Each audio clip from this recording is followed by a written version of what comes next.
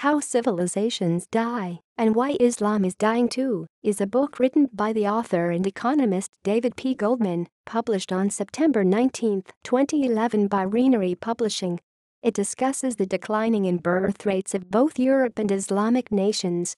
In his view, the decline in birth rates leads to the passive attitude of Europe and the aggressive and violent attitude of the Islamic world, not from a stand of power, but from a point of desperate action.